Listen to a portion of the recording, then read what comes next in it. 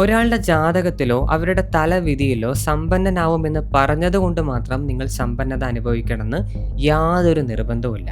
അതിങ്ങനെയാണ്. നിങ്ങൾക്ക് ദൈവം ഒരു ലാൻഡ് നൽകി. അവിടെ ഇഷ്ടമുള്ള ഏത് വിത്ത് വേണമെങ്കിലും പാകിക്കോളൂ എന്ന് പറഞ്ഞു. നിങ്ങളത് പാകി നല്ല രീതിയിലേക്ക് അതിനെ നർച്ചർ ചെയ്ത് കൊണ്ടുവന്നു. പക്ഷെ അവസാനം ഹാർവെസ്റ്റ് ചെയ്യണ്ടേ, അതിനെ കൊയ്യണ്ടേ, എന്നാലല്ലേ ആ വിത്തിൻ്റെ ഗുണങ്ങൾ നിങ്ങൾക്ക് അനുഭവിക്കാൻ സാധിക്കുള്ളൂ. അതുപോലെ തന്നെയാണ് സമ്പത്തിൻ്റെ കാര്യം. എല്ലാവരുടെ ജീവിതത്തിലും സമ്പത്തിൻ്റെ വിത്തുകൾ പാകിയിട്ടുണ്ട്. പക്ഷെ അതിനെ കൾട്ടിവേറ്റ് ചെയ്യാൻ എല്ലാവർക്കും അറിയില്ല. ഇനി കൾട്ടിവേറ്റ് ചെയ്യാൻ അറിഞ്ഞാലും അതിനെ ഹാർവെസ്റ്റ് ചെയ്യാൻ അറിയില്ല. അത് തന്നെയാണ് പ്രപഞ്ചത്തിൻ്റെ നിയമങ്ങളും പ്രകൃതിയുടെ ചില ഘടനകളും നമുക്ക് കാണിച്ചു തരുന്നത്. ഇന്നത്തെ വീഡിയോയിൽ എങ്ങനെ നമ്മൾക്ക് ഈ 2 കാര്യങ്ങളും, കൾട്ടിവേഷനും ഹാർവെസ്റ്റും 3 ശീലങ്ങൾ ജീവിതത്തിൽ ഇൻട്രൊഡ്യൂസ് ചെയ്തുകൊണ്ട് കൊണ്ടുവരാമെന്നുള്ളത് നോക്കാം. സക്സസ്ഫുള്ളി സമ്പത്തിനെ മാനിഫെസ്റ്റ് ചെയ്യാനുള്ള ഒരു വഴിയായി നിങ്ങൾ ഇതിനെ കണ്ടാൽ മതി. ഞാനിവിടെ 3 ശീലങ്ങൾ പറഞ്ഞുതരാം. 3 എണ്ണവും ഞാനിപ്പോൾ ഇൻട്രോയിൽ പറഞ്ഞ ആ ഒരു ഓർഡറാണ്. ആദ്യത്തെ ശീലം നിങ്ങൾ കറക്റ്റായി ചെയ്തു കഴിഞ്ഞാൽ നിങ്ങളുടെ ഫീൽഡ് കറക്റ്റായി. ആ വിത്ത് പാകാനുള്ള ഒരു സ്ഥലമില്ലേ, അവിടെ സ്ഥലങ്ങളൊക്കെ കറക്റ്റായിട്ട് നല്ല വിത്തുകൾ പാകാൻ സാധിക്കും. രണ്ടാമത്തെ ശീലം നിങ്ങൾ പെർഫെക്റ്റ് ചെയ്ത് കഴിഞ്ഞാൽ അതിനെ നല്ല രീതിക്ക് നർച്ചർ ചെയ്യാൻ സാധിക്കും. മൂന്നാമത്തെ ശീലം പെർഫെക്റ്റ് ചെയ്ത് കഴിഞ്ഞാൽ ഫൈനലി നമ്മൾക്ക് ആ വെൽത്തിനെ ഹാർവെസ്റ്റ് ചെയ്യാൻ സാധിക്കും. ഇതാണ് order.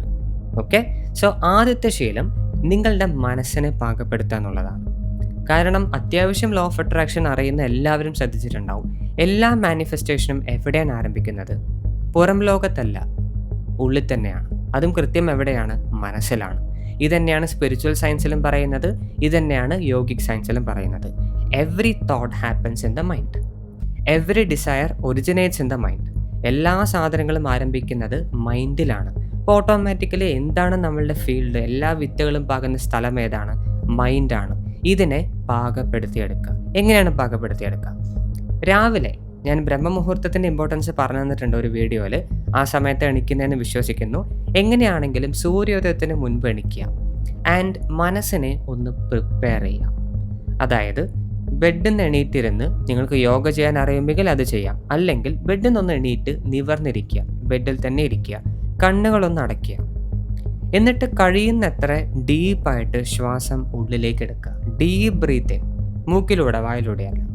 Then breathe out through your nose itself.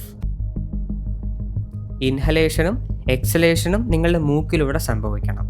ഡീപ്പായിരിക്കണം കേട്ടോ. ഡീപ്പായിട്ടുള്ള ഓക്സിജൻ ആയിരിക്കണം. Breathe in and breathe out, breathe in and breathe out. ഇങ്ങനെ മനസ്സിലെ കൗണ്ട് ഒന്നും ചെയ്യരുത്.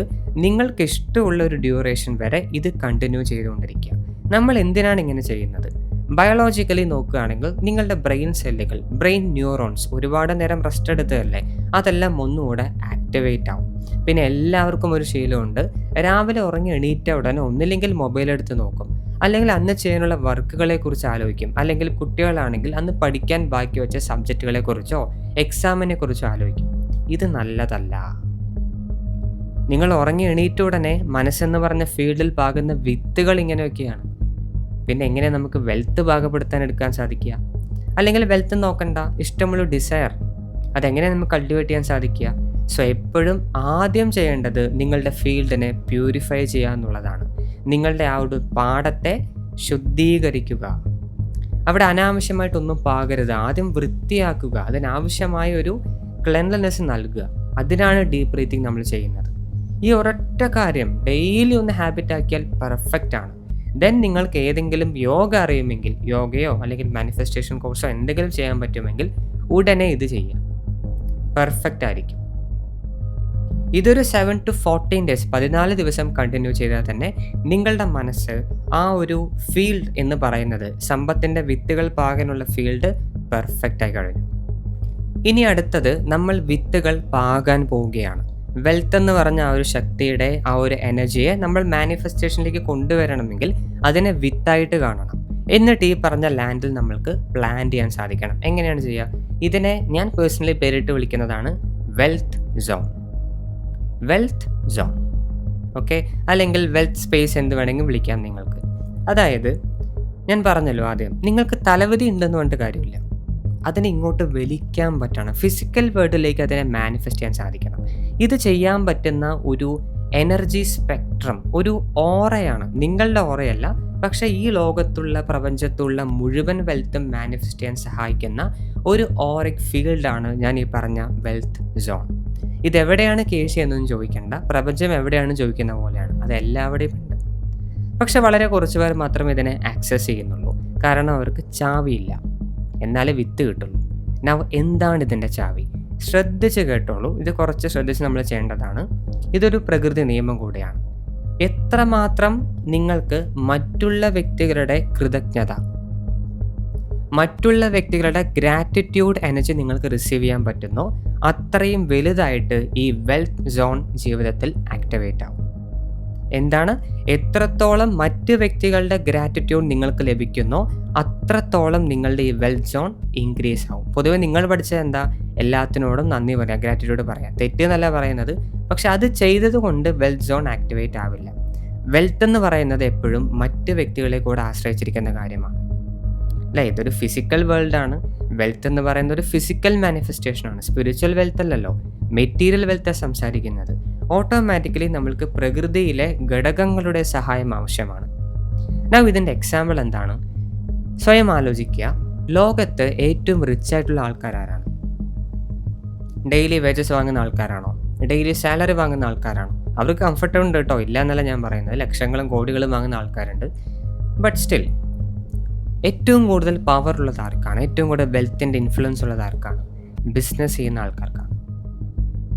അവർക്ക് പൈസയ്ക്ക് പൈസയുണ്ട്, ഈ അസറ്റിന് അസറ്റ് ഉണ്ട്, എന്തൊക്കെ അവർക്ക് ഫെസിലിറ്റീസിന് അതുണ്ട്, റിസോഴ്സസിന് അതുണ്ട്, വർക്ക് ചെയ്യാൻ ടീമുണ്ട്, അതിന് സ്റ്റാഫ് ഉണ്ട്. അങ്ങനെ അവർക്ക് പല സ്ഥലത്ത് ആക്സസ് ഉണ്ട്, റിസോഴ്സുകളുണ്ട്, എല്ലാത്തിനോടും അവർക്ക് ആക്സസ് ഉണ്ട്. ഇതാണ് വെൽത്ത്, ഇതാണ് സമ്പത്ത്.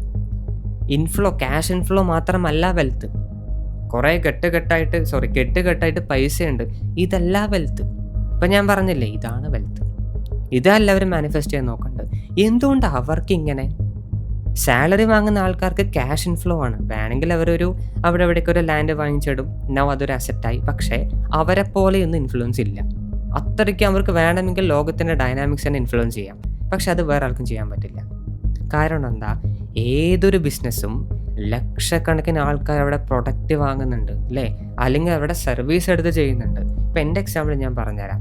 എൻ്റെ മെയിൻ ചാനലുണ്ട്, അവിടെ ലക്ഷക്കണക്കിന് ആൾക്കാരാണ് അവിടുത്തെ ഗൈഡഡ് മെഡിറ്റേഷൻ ചെയ്യുന്നത് ഡെയിലി. വെറുതെ പറയല്ല കേട്ടോ, നമുക്ക് ഡെയിലി ചാർട്ടുണ്ട്. യൂട്യൂബ് സ്റ്റുഡിയോ അൽഗോരിതം നോക്കിക്കഴിഞ്ഞാൽ കാര്യം മനസ്സിലാവും. ഡെയിലി ഏറ്റവും കുറഞ്ഞത് ഒരു 4000-3000 പേര് ഇവിടെ മെഡിറ്റേഷൻ ചെയ്യുന്നുണ്ട്. ഇൻ എ മന്ത് അതൊരു 40,000-50,000 റേഞ്ചിലേക്ക് പോകുന്നുണ്ട്. 2 മാസത്തിൽ അത് 1,00,000 ഇപ്പോൾ ഒരു വർഷം എത്ര പേരാണ് ഇവിടെ ഗൈഡഡ് മെഡിറ്റേഷൻ ചെയ്യുന്നത്? അപ്പോൾ അവരറിഞ്ഞോ അറിയാതെ അവരുടെ മനസ്സിൽ എന്തുണ്ട്? വെറുതെ ഗൈഡഡ് മെഡിറ്റേഷൻ ചെയ്യില്ലല്ലോ, അവർക്ക് ഗുണം കിട്ടുന്നുണ്ട്. And it's free. അവരത് ഡെയിലി ചെയ്യുന്നു. അപ്പോൾ അവരുടെ മനസ്സിൽ ദർ ഇസ് എ ഗ്രാറ്റിറ്റ്യൂഡ്. കേശി, താങ്ക് യു. എന്താണെന്നറിയില്ല, ഇത് ചെയ്താൽ എനിക്ക് മനസ്സിന് സമാധാനമുണ്ട്, എനിക്ക് നന്നായി ഉറങ്ങാൻ പറ്റുന്നുണ്ട്, നല്ല രീതിക്ക് എനർജി ഫീൽ ആവുന്നുണ്ട്, താങ്ക് യു. ഇങ്ങനെ ലക്ഷക്കണക്കിന് ആൾക്കാരുടെ താങ്ക് യു വന്നു കഴിഞ്ഞാൽ ആ വ്യക്തിയുടെ വെൽത്ത് സോൺ വളരെ വലുതായിരിക്കും. എത്ര ഗ്രാറ്റിറ്റ്യൂഡുകൾ അവരെ നോക്കി ഒഴുകുന്നത്? ഓട്ടോമാറ്റിക്കലി അതാണ് ചാവി. സ്വന്തം ഗ്രാറ്റിറ്റ്യൂഡ് അല്ല, മറ്റുള്ള ആൾക്കാരുടെ അൺകണ്ടീഷണൽ ആയിട്ടുള്ള ഗ്രാറ്റിറ്റ്യൂഡ്, അതാണ് ഇതിൻ്റെ ചാവി, അതാണ് ഇതിനെ തുറക്കുള്ളൂ. ഇത്രയും ആൾക്കാർ വന്ന എത്ര ചാവികളാണ്, എത്രമാത്രം റിസോഴ്സുകളും എത്രമാത്രം കാര്യങ്ങൾ അവർക്ക് ആക്സസ് ഉണ്ടാവും വെൽത്തിൻ്റെ. This is the secret. Not thank you universe, not thank you universe. നിങ്ങളോട് ആ ഗ്രാറ്റിറ്റ്യൂഡ് കാണിക്കണം. നിങ്ങൾ അങ്ങോട്ട് വേണം, നല്ല ശീലം, തെറ്റെന്നല്ല പറയുന്നത്. പക്ഷെ ഇത് ആക്സസ് ചെയ്യണമെങ്കിൽ മറ്റുള്ള വ്യക്തികൾ, നിങ്ങൾക്ക് ആരാന്ന് പോലും എവിടെയാന്ന് പോലും അറിയാത്ത ആൾക്കാർ നിങ്ങളെ മനസ്സിലൊന്ന് ഓർത്ത് നന്ദി എന്ന് പറയുകയാണെങ്കിൽ അതാണ് അതിൽ വെൽത്തിലേക്കുള്ള ചാവി. Very important. ഇതിങ്ങനെ തന്നെ ചെയ്യണമെന്നൊന്നുമില്ല, ലക്ഷക്കണക്കിന് ആൾക്കാർ പറയണമെന്നൊന്നുമില്ല. നിങ്ങൾക്ക് അറ്റ്ലീസ്റ്റ് ഒരു ഡസൻ 10 പേര് 20 പേരെ നിങ്ങൾക്ക് സഹായിക്കാൻ പറ്റിയാൽ, ബിസിനസ് തന്നെ വേണമെന്നൊന്നുമല്ല ഞാൻ പറയുന്നത്, ഒരു എക്സാമ്പിൾ പറഞ്ഞാണ്. മറ്റ് വ്യക്തികളുടെ യഥാർത്ഥമായ ശരിക്കത്തെ സത്യസന്ധമായ ഒരു ഗ്രാറ്റിറ്റ്യൂഡ്, ആ എനർജി നിങ്ങളിലേക്ക് പ്രവഹിക്കാൻ ചാൻസ് ആയാൽ, അതിനൊരു സാധ്യത ഓപ്പൺ ആയാൽ നിങ്ങൾക്ക് എന്തായാലും വെൽത്തും ഒഴുകി എത്തിയിരിക്കും. One of the most secret nature law ആണ് ഞാനിപ്പോൾ പറഞ്ഞത്. മനസ്സിനെ പാകപ്പെടുത്തുന്ന ആ ഒരു ശീലവും ഞാനിപ്പോൾ തൊട്ട് മുൻപ് പറഞ്ഞ ആ ഒരു ഗ്രാറ്റിറ്റ്യൂഡ് എനർജി നിങ്ങളിലേക്ക് അട്രാക്റ്റ് ചെയ്യുന്ന ഒരു ശീലവും നിങ്ങൾ ഡെവലപ്പ് ചെയ്ത് കഴിഞ്ഞാൽ ഓൾമോസ്റ്റ് ഫീൽഡും കറക്റ്റായി, വിത്തുകളും കറക്റ്റായി. കുറച്ച് സമയം കൊടുത്തതിന് അത് വളരും. ഇനി എന്താ നിങ്ങൾ ചെയ്യേണ്ടത്? ഹാർവെസ്റ്റ് ആണ് ചെയ്യേണ്ടത്. ഇതിന് ഒരേ ഒരു വഴിയേ ഉള്ളൂ, നിങ്ങളുടെ വൈബ്രേഷൻ ഇൻക്രീസ് ചെയ്യുക. ഇത് ഞാൻ മാത്രമല്ല, എത്ര പേര് പറഞ്ഞിട്ടുണ്ട്, എത്ര വീഡിയോസ് പറഞ്ഞിട്ടുണ്ട്. നിങ്ങൾക്ക് എന്തർഹിക്കുന്നു എന്ന് പറഞ്ഞിട്ട് കാര്യമില്ല. ഐ ഡിസേർവ് ദിസ് എന്ന് പറഞ്ഞതുകൊണ്ട് കാര്യമില്ല.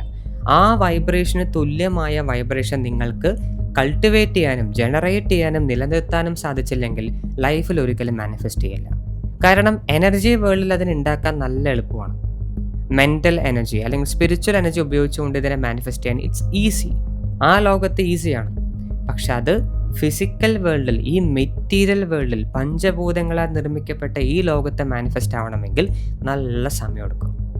അത്രയും സമയം നിങ്ങൾ എന്ത് ചെയ്യണം? നിങ്ങളുടെ ഈ സ്പിരിച്വൽ വൈബ്രേഷൻ ഹൈ ആയിട്ട് തന്നെ കീപ്പ് ചെയ്യണം. This is the only way to harvest. High ആയിട്ട് മാത്രം നിർന്നാൽ മതിയോ? വെൽത്ത് വരൂ? ഇല്ല. ആദ്യത്തെ 2 കാര്യങ്ങൾ മനോഹരമായിരിക്കണം. ദെൻ ഈ 3ാമത്തെ കാര്യം ചെയ്താലേ അത് നടക്കുള്ളൂ. ഇതിന് എത്ര വഴികളുണ്ട്, ഞാൻ ഇവിടെ ചാനലിൽ തന്നെ പല കാര്യങ്ങൾ പറഞ്ഞിട്ടുണ്ട്. അതിൽ ഏറ്റവും ബെസ്റ്റ് കാര്യമാണ് നിങ്ങൾക്ക് മെഡിറ്റേഷൻ ചെയ്യാൻ അറിയാമെന്നുള്ളത്. സിമ്പിൾ മെഡിറ്റേഷൻ, ശ്വാസം ശ്രദ്ധിച്ചുകൊണ്ടുള്ള മെഡിറ്റേഷൻ, അറ്റ്ലീസ്റ്റ് ഗൈഡഡ് മെഡിറ്റേഷൻ. ഒറ്റയ്ക്ക് ചെയ്യുന്നതാണ് ഏറ്റവും നല്ലത് ഗൈഡറിനേക്കാളും. അങ്ങനെ സ്വന്തമായിട്ടൊരു ദീക്ഷ സ്വീകരിച്ചുകൊണ്ട് നിങ്ങൾ ചെയ്യുന്ന യോഗ പ്രാക്ടീസ്, നിങ്ങൾ ചെയ്യുന്ന മെഡിറ്റേഷൻ, ഇപ്പോൾ ഇവിടെ കൊടുക്കുന്ന മാനിഫെസ്റ്റേഷൻ കോഴ്സ് എയിം ചെയ്യുന്നതും ഈ ഹാർവെസ്റ്റാണ്. അവരെന്താണ് മനസ്സിൽ പ്ലാൻ ചെയ്തത് അതിനെ ഹാർവെസ്റ്റ് ചെയ്യാനുള്ള ഒരു റൂട്ടാണ്. It's not a guarantee. ലോകത്ത് ആർക്കും അത് ഗ്യാരണ്ടി ചെയ്യാൻ സാധിക്കില്ല. പ്രകൃതിക്കും പ്രപഞ്ചത്തിനും ഒരു സമയമുണ്ട്. പക്ഷേ ഡെഫിനറ്റ്ലി അതിനെ സ്പീഡ് കൂട്ടാൻ പറ്റും. അതാണ് ഇവിടെ കൊടുക്കുന്ന കോഴ്സുകളും, അതാണ് ലോകത്തിലെ സത്യസന്ധമായ ഏതൊരു യോഗ പ്രാക്ടീസും സത്യസന്ധമായ ഏതൊരു മെഡിറ്റേഷൻ പ്രാക്ടീസും. വേറെ ഒരു വഴിയുമില്ല. അതാണ് സത്യം. ഓക്കെ, സോ ഈ 3 കാര്യങ്ങൾ നിങ്ങൾ ഫോക്കസ് ചെയ്താൽ മതി. ഒന്നെന്താണ്? നിങ്ങളുടെ ഫീൽഡ് പ്രിപ്പയർ ചെയ്യുക, മൈൻഡിനെ പ്രിപ്പയർ ചെയ്യുക. 2ാമത് വിത്തുകൾ പാകുക. Wealth zone gratitude energy receive ചെയ്യാൻ നിങ്ങൾ കാര്യങ്ങൾ ആക്റ്റീവായിട്ട് ചെയ്യുക. 3ാമത്തെ വൈബ്രേഷൻ എപ്പോഴും ഹൈ ആക്കി തന്നെ കീപ്പ് ചെയ്യുക. അതിനെന്താ പറ്റുക? Meditation or yoga. Clear? So സിമ്പിളായി പറഞ്ഞിട്ടുണ്ട്. നിങ്ങളത് പാലിക്കാൻ ശ്രമിക്കുക. വീഡിയോ ഇഷ്ടപ്പെട്ടോ, വീഡിയോ നന്നായിട്ട് മനസ്സിലായോ എന്നുള്ളത് കമൻറ്റ് സെക്ഷനിൽ അറിയിക്കുക. പലരും കമൻറ്റ് ചെയ്തപ്പോൾ എന്താണ്, ചെയ്തില്ലെങ്കിൽ ഇപ്പോൾ എന്താണെന്നുള്ളൊരു തോട്ടം നിങ്ങൾക്ക് ഉണ്ടാവും. പക്ഷേ നിങ്ങൾ സിൻസിയർ ഫോളോവർ ആണെങ്കിൽ എന്തായാലും അവിടെ ഇടുക. അത് ഇവിടെയുള്ള എല്ലാവർക്കും എൻകറേജ്മെൻ്റ് ആണ്. പുതിയ നല്ല വെറൈറ്റി ടോപ്പിക്സ് നിങ്ങളിൽ നിന്ന് ഞങ്ങൾക്ക് കിട്ടും. നിങ്ങൾ കമൻറ്റ് സെക്ഷനിൽ ഇടുന്ന ചോദ്യങ്ങൾ പലതും, അല്ലെങ്കിൽ നിങ്ങൾ നന്ദി എന്ന് പറഞ്ഞിടുന്നത് പോലും ഞങ്ങൾക്ക് ടോപ്പിക്സ് ക്രിയേറ്റ് ചെയ്യാൻ ഒരു പ്രചോദനമാവുകയാണ്. ഒരു ടോപ്പിക്ക് ഞങ്ങൾക്ക് അവിടെ തന്നെ കിട്ടും. അതുകൊണ്ടാണ് പറയുന്നത്. ഓക്കെ.